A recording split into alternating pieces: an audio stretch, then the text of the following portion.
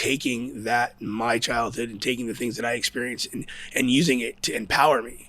Because I know by sharing my story, I was able to empower others. And you don't really think about that because, we all don't want to feel judged. We want to fit in. We don't want to stand out. We don't want to be seen as, oh, that poor kid over here, and like you have a lot of organizations that, use stereotype based messaging to talk about the constituency of youth that they serve. And, and it just further isolates and further puts kids in a box.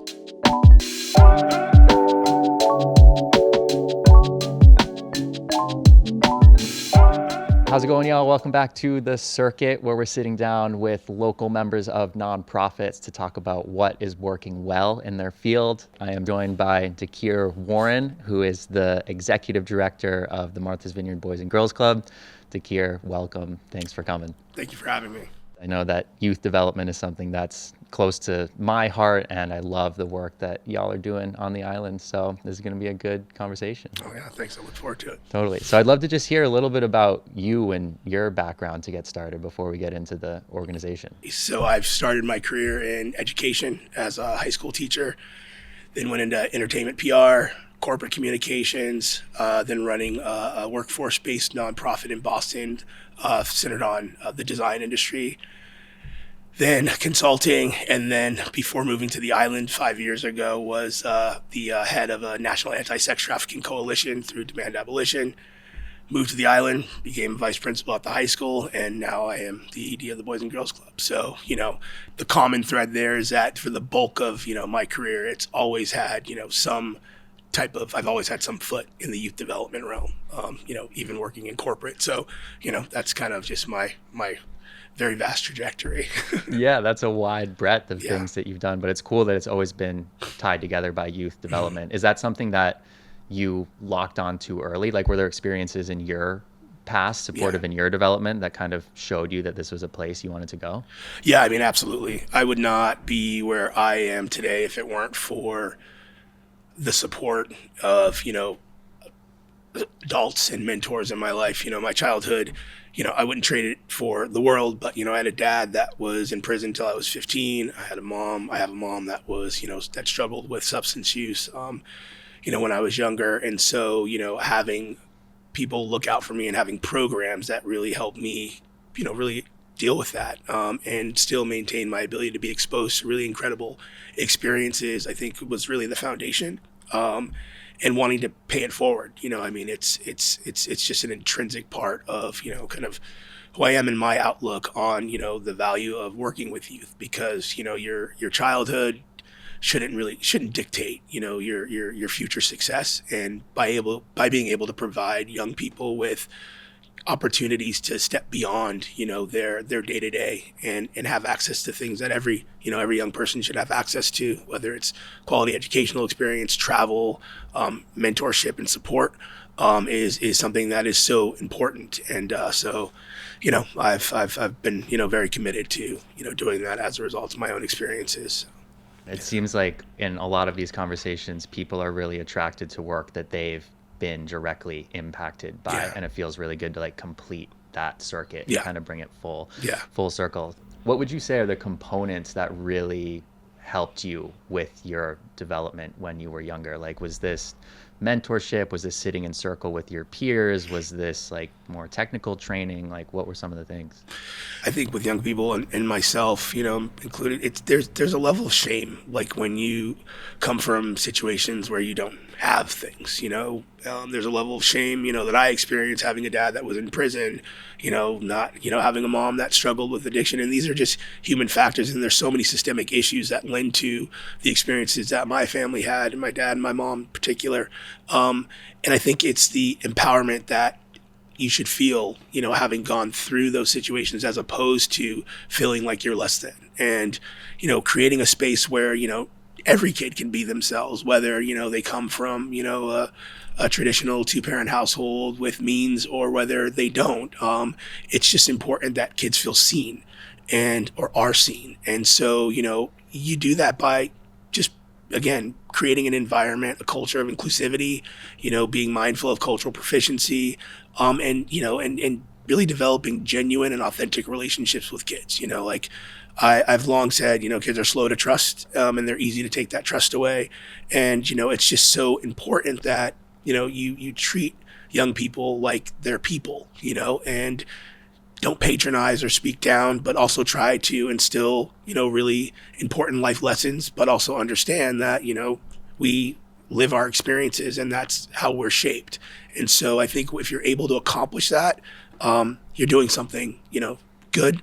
It's not the end all be all, there really is no magic formula, but at the very least you can provide a platform for kids to, at least have a better, footing, as they embark on really, really important years in their lives. So. Yeah, absolutely. I think you made a really important link there to touch on, which is between shame and being seen in that. And shame is such a detrimental force, right? Because it takes away like this light and this belief in myself, because I'm feeling shameful and I want to close down and hide away. But then I think the antidote to that is being seen in that, especially by maybe people who are older than you, of like, hey, like it's cool, like we're human, we have things, and there's different forces that are impacting us in different ways. And even if you are feeling that shame, it's not necessarily something that you have to like carry as a burden. I mean, absolutely. I mean, there are no limit to our possibilities. There's no limit to the possibilities of a young person. And, to your point, shame makes people feel guarded. You don't want to share your story, even though, sharing your story can have a significant impact on someone that is living, having similar life experiences. And, that's one of the things I learned really early on. It was basically really taking that, my childhood, and taking the things that I experienced and using it to empower me. Because I know by sharing my story, I was able to empower others. And you don't really think about that because, we all don't want to feel judged. We want to fit in. We don't want to stand out. We don't want to be seen as, oh, that poor kid over here, and like you have a lot of organizations that, use stereotype-based messaging to talk about the constituency of youth that they serve. And, and it just further isolates and further puts kids in a box. And, by really demonstrating that, there is power in your experiences and there is power in your ability to, when you share those experiences, empower others. And so, it's just so important. But again, you have to have the space to be able to explore that, experience that, to understand it. And, so often our young people are just they get so isolated in just their own kind of circumstances. And, with advances in technology and, trying to put forward these examples of a well-lived life through your social media, channels, it's even more so, because now you're able to see, oh, wow, like my friend, wow, they're going to Spain, or look, they're at this party and I'm not there. And, why am I not there? And, what is it about me? And it must be because of this, that, or the other. And so, it's really just important, again, that, we're able to instill a sense of pride and accomplishment in young people, even for the little things. It's always great to celebrate successes, because when you experience successes and you get in the habit of feeling like that, that's what you aspire, to experience in your life. Totally. What I heard there was ownership in your story can have so much power. And I know from my own experience, when I feel resistance to sharing parts of my story for feel of judgment or feel of exile, right, being put on the outside of the group, when I actually step through that transition and do share authentically and vulnerably, every time there's a deeper sense of connection on the other side of that. Even though it's so scary to be like, oh, they're going to judge me, I don't know what they're going to think about me. But then actually right through that like imaginary veil, it's like, oh my God, I actually feel seen and heard and valued in that. So what are some of the programs at the Boys and Girls Club that are doing that? Like, what are some of the things that you're psyched about right now? We have a lot of great stuff happening, at the club. I've been there for 2 years now, and have had the unique the opportunity to really be a part of, a critical stage of growth and development at the organization. And I think just broadly, really leaning into the mission of, just creating positive, productive citizens, making sure that every kid, especially those that need us most for lots of different reasons, have access again to opportunities. And so I think just the thing that excites me is being a place that kids want to be. I often say to my staff that, we know we're doing it right when kids are crying because they don't want to go home. It's like, wow, they really want to be here. And there's a lot that goes into that. This work is not easy. Running a nonprofit that's youth development is not easy. I think oftentimes we look at nonprofits and we kind of, especially those that are really human service based, kind of look at the business side of it, and you have to keep it running and operating, but don't understand like the connection between how hard the work is because there's the human side of what we're doing.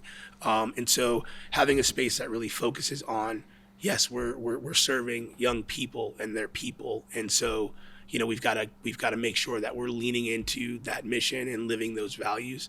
I think our collective programming really makes that possible. So, you have young people that you'll reach through sports and recreation. And, in that realm, we're really focused on, exercising the mind, the body, the spirit. It's not just about, hey, come play basketball or hey, come play flag football, but it's like, what are you garnering from that experience? Teamwork, collaboration, confidence, and really breaking down in each of our programmatic areas, what is the objective as far as social and life skills and just development, and then what is fun and engaging for young people. And so that type of guiding principle, I would say, is really what excites me overall.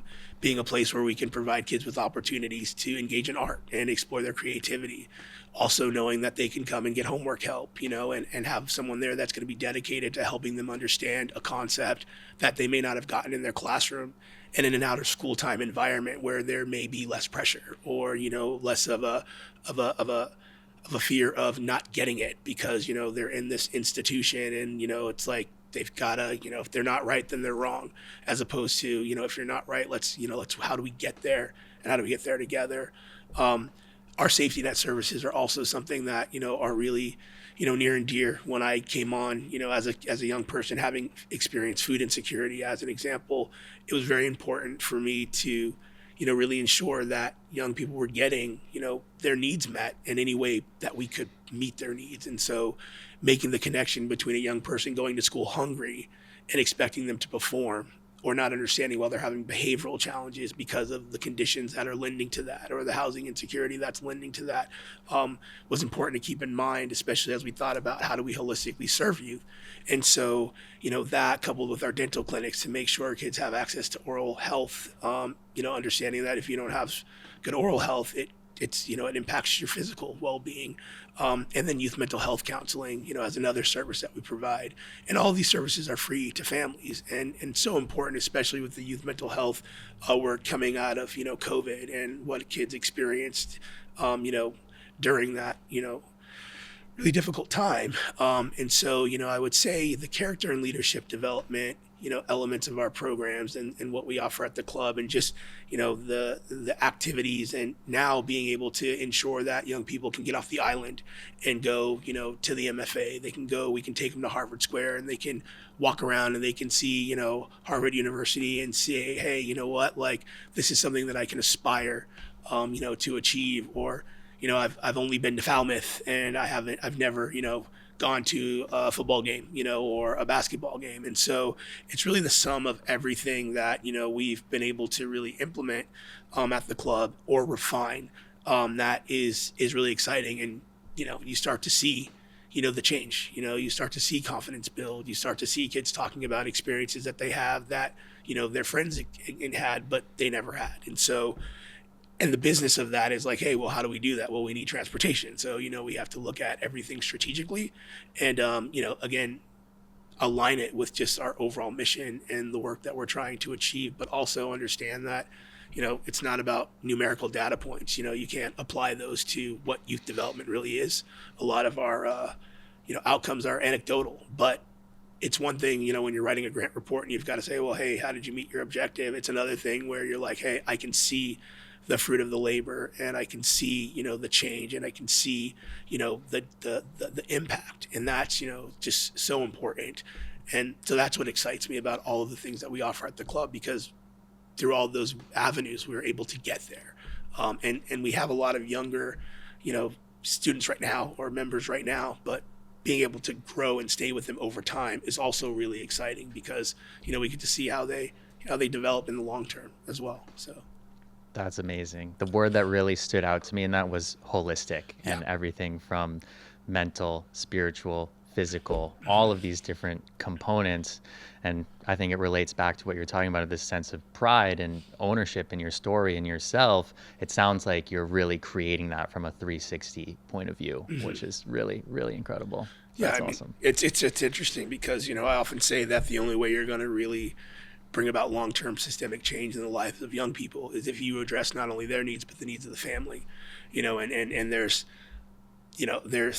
there have been, comments about, well, why are we offering these services? We're not a social service agency.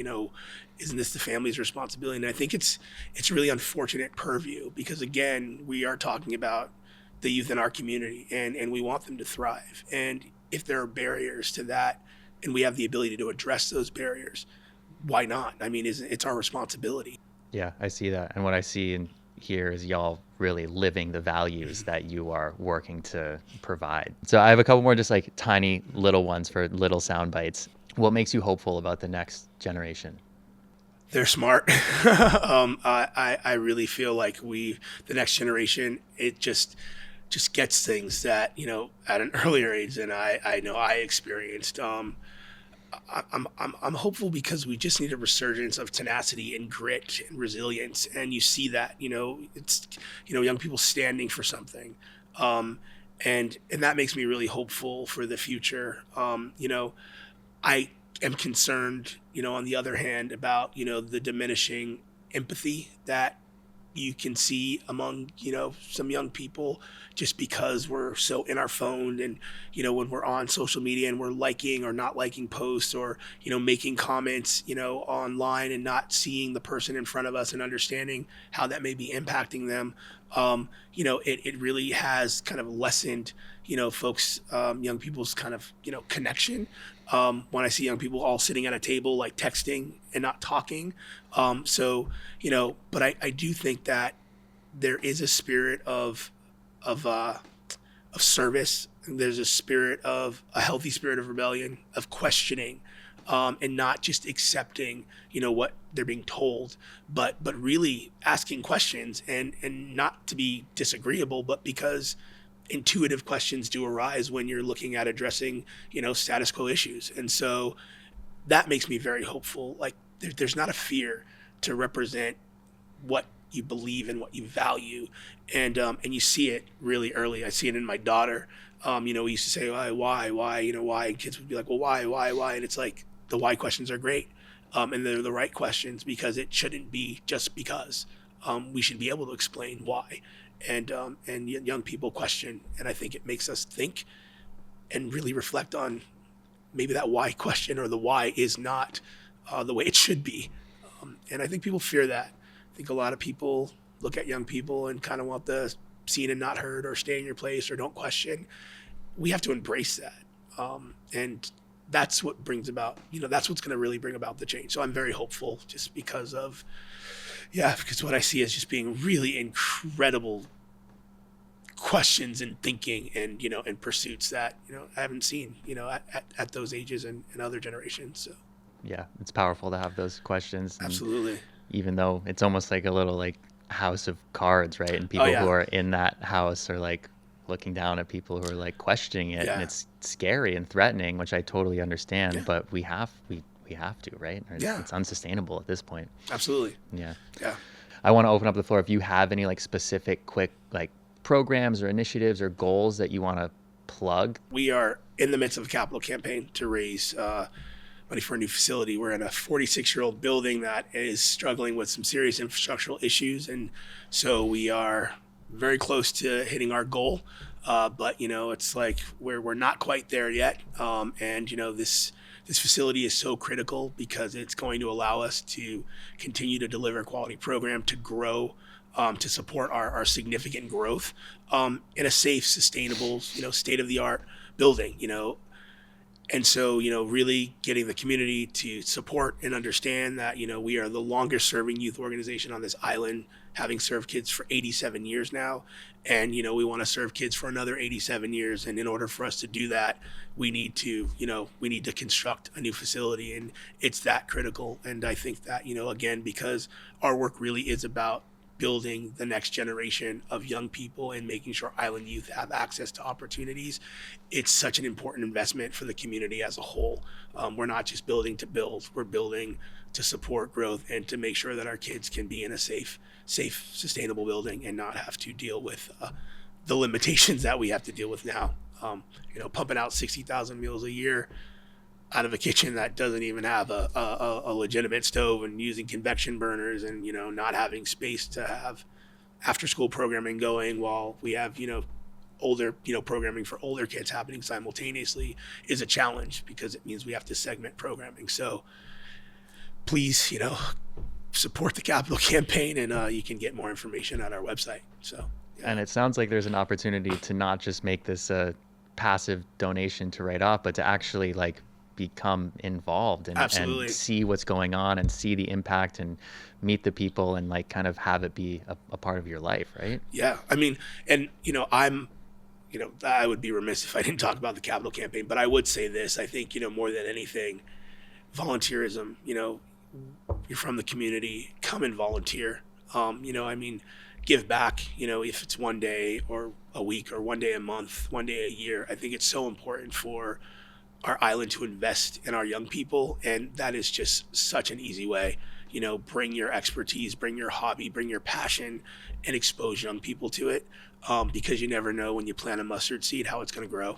And so that is as critical, if not more, than just supporting a discrete capital project, but really supporting youth by making a real human investment is always welcome. So yeah, and it can feel like there might be resistance getting to actually get in the building and volunteer, but nobody ever walks out of a volunteer session feeling worse than when they walk in. Exactly. It's life-giving and energizing. Spot on. Facts. Yeah. Totally. Sweet. Well, thank you very much. This has been awesome. I really appreciate you taking the time amidst all the craziness. But thanks everybody for tuning in, and we'll see you next time.